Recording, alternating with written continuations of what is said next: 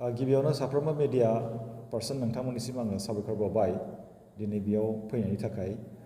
दिनै जों प्रेस मिट होनायनि गुबै थांखियानो जाहैबाय गुरुदेव कालिचरण ब्रह्म ट्रास्टआ बोसोरफ्रोमबो गुरुदेव कालिचरण ब्रह्म बान्था होबोगासिनो दङ आरो देग्लायबो जोङो सासे सायख'नायखौ जोङो नुबाय, जोंनि जुरि बर्डआ सायख'बाय आरो बिथांमोनहा सायख'नानै हरनाय केन्डिडेटखौ जोङो एप्रुभ खालामबाय। देग्लायनि बान्था मोननो गोनां केन्डिडेटनि मुङा जाहैबाय फरेस्टमेन अफ इन्डिया, नोंथांमोनहा बयबो मिथिगौ। बिथांनि मुङानो जाहैबाय जादब मलाय पायें आरो बिथाङा पद्मश्री बान्थाबो मोनदों। दा बिथाङा समाजनि थाखाय मोजां खामानि मावदों। दिनै बिथाङा सासे इन्टारनेसनेल फिगार, बयबो मिथिगौ आरो बिथांखौदि जोङो मोननो हादों सासे बान्था मोनगिरि हिसाबै, बे जोंनि खाफाल मोजांनि बाथ्रा आरो बिथांनि जि मावनाय, बिथांनि जि सिन्ताधारा बेखौबो समाजा मिथिनांगोन। थांनाय बोसोरफ्राव जोङो गुरुदेव कालिचरण ब्रह्म बान्थाखौ कनफाइनमेन्ट मोनसे सिमायाव जोङो दोन्दोंमोन, नाथाय देग्लायनिफ्राय जोंनि साननाया फैबाय जे बेखौ जोङो इन्टारनेसनेल लेभेलाव लांनांगौ आरो फैगौ समफ्राव इन्टारनेसनेल जायगायाव थांनानै बे एवार्डखौ जों जाहाथे होनो हायो। आङो बिटिआरनि मानगोनां CEM बिथां प्रमद बर' सारखौ आं साबायखर होगोन।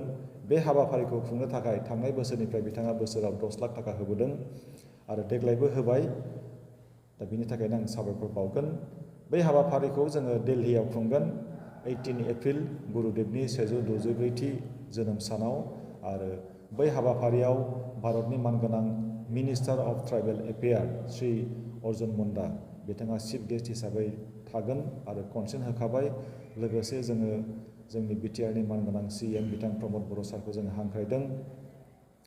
आसामनि मानगोनां मन्त्रि मुस्रि उर्खावगोरा ब्रह्मखौ जोङो हांख्रायदों आरो रायजो सभानि मानगोनां MP रोंगोरा नार्जारी सारखौबो जोङो हांख्रायदों आरो बेजों लोगोसे माखासे जोङो मेलेमजिबि बिथांमोनखौबो जोङो हांख्रायगोन आरो जोंनि प्रग्रामा दा बे रोखोमनि जोङो आसामनिफ्राय 300सो मानसिफ्रा थांगोन आरो बुंनांगोन जोङो ओरैबायदि मोनसे लुबैदों जे बैयाव जाय बाहागो लाहैगोन हौवाफ्रा गासिबो गामसा गाननानै थांनांगौ, गस्ला गुफुर आरो गामसा गोथां, आर'नाइ, बेखौ जों लुबैदों आरो बे जोंनि मोनसे गोदान सानथौ।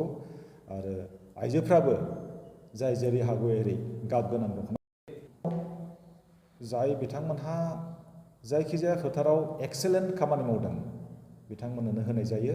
बे गाइडलाइनखौ जोङो ट्रास्टआ जुरि बर्डनो जों गथायदों आरो जुरि बर्डआ खुनु कन्ट्रभार्सियेल गैयालासेनो गाइडलाइन मथे सासे डिजार्भिं केन्डिडेट बिथांमोनहा सायख'दों। बेयाव जोंहा गोजोननाय दङ आरो जादब मलाय पायें बायदिखौ जोङो सासे बिजाथि महरै मोन्दों बान्था।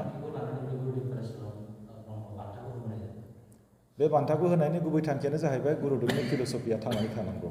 गुरुदेब कालिचरण ब्रह्मखौ जोङो गुरु होननानैल', ब्रह्म धर्मनिल' फोसावगिरि होननानैल' जों थायोब्ला बे गोरोन्थि जागोन।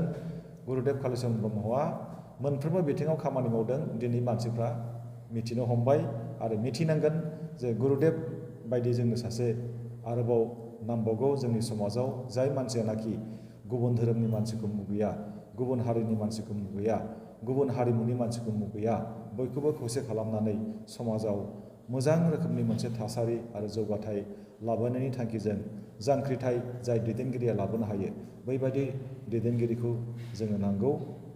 दा बेखायनो जोङो उननि समफ्राव आरो सानदों गुरुदेब कालिचरण ब्रह्म बान्थाखौ जोङो इन्टारनेसनेल लेभेलाव जों लांगोन। बे जोंनि